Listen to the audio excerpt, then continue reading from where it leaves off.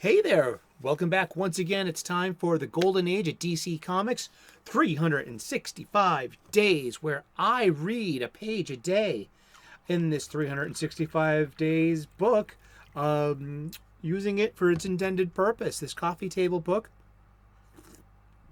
Oh, yeah, that's good coffee. What goes great with coffee table books?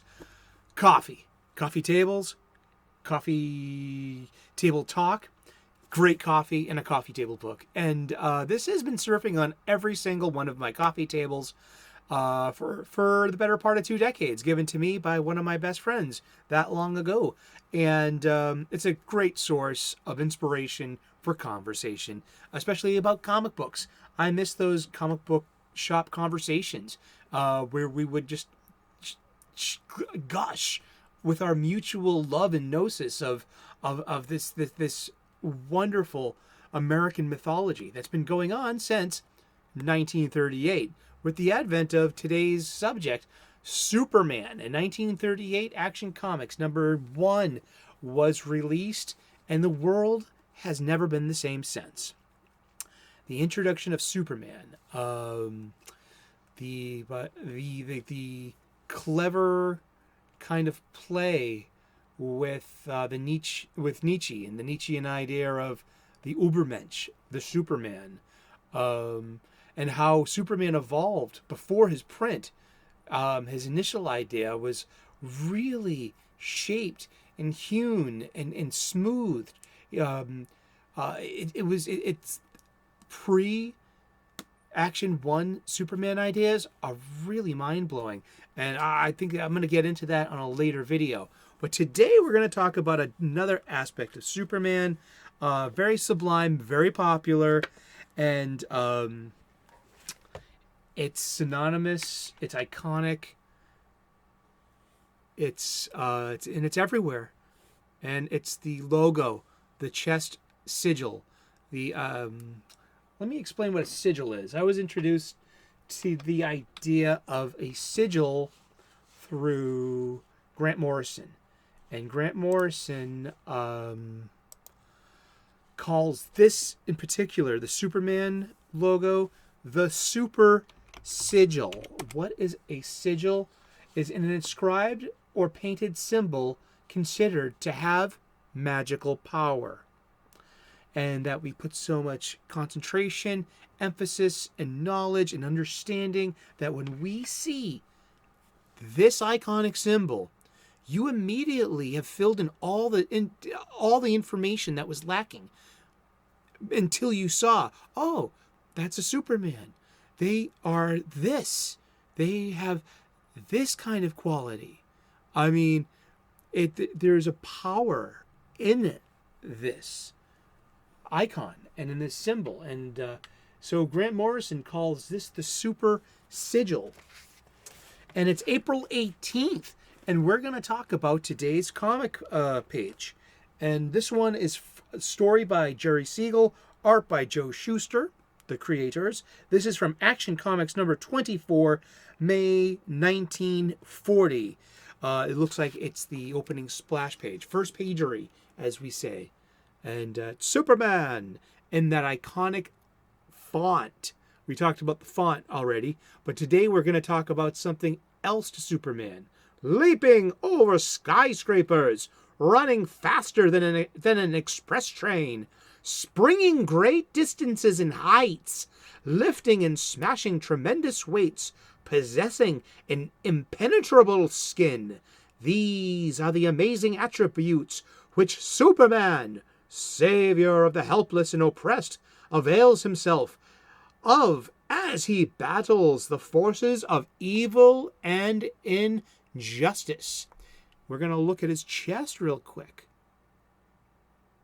And by this time, the Superman logo is still a simple downward-facing triangle with 3 sides.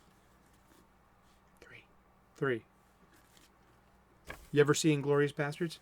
It's a good movie. Hard to watch the older you get, but yeah, that's Quentin Tarantino's war movie. What we're talking about. And this was published before. This was a Superman tale before the U.S. entered World War II, but World War II was going on over in Europe. And today, it's Superman versus robots. I mean, what is he doing here? He's smashing mechanical men of menace with his might. Oh, the alliteration. Comes from reading comic books all my life. That you can actually form sentences in your head using such words in sequence like that. So let's read the blurb. It's April 18th. This splash panel looks like the start of a pretty cool story with Superman battling an army of robots, but appearances can be deceiving. There's nary a robot on view in the ensuing tale, which concerns itself instead with the hero's pledge to reform a millionaire's wastrel son. 2 years after the Superman's debut, the format for telling a comic book story was still not firmly established, and this kind of casual cheating was in vogue. So yeah, there are no mechanical men in that story. Maybe it followed the Fleischer, the Max Fleischer cartoons. Well, those come out in 1941. But I want to talk for just a second about the Superman logo. I mean, so we can clearly see in this page and in other pages, I've pointed out too, I was like, well, his logo is still triangular. And eventually it becomes five-sided, a five-sided diamond. To this iconic thing here, these two sides, the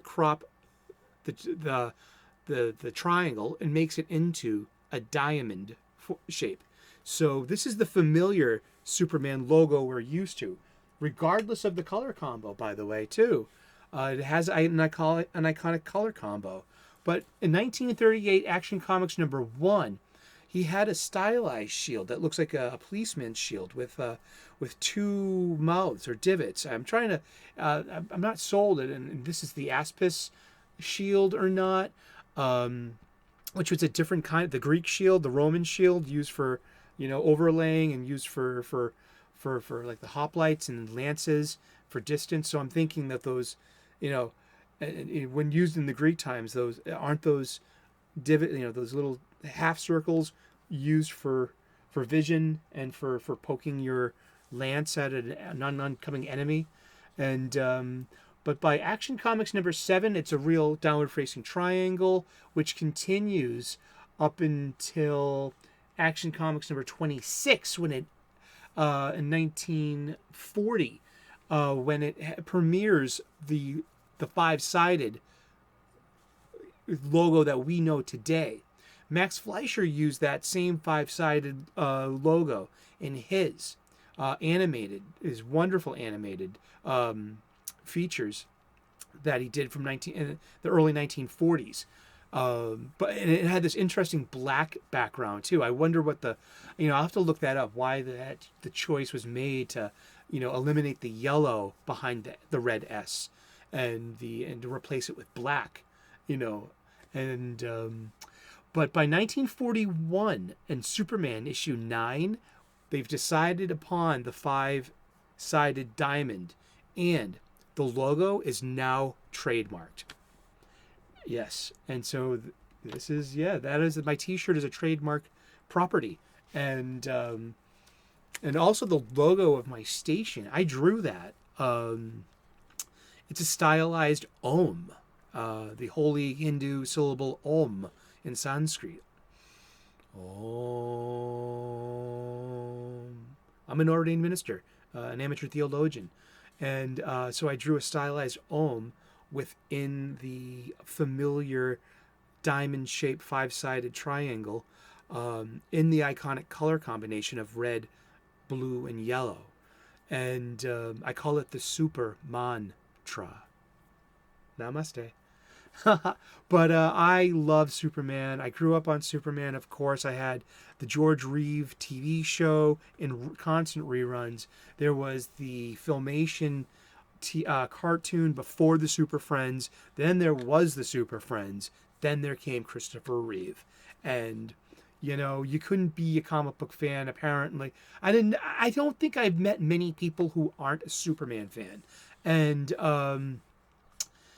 to me, he still represents the American way. Truth, justice in the American way.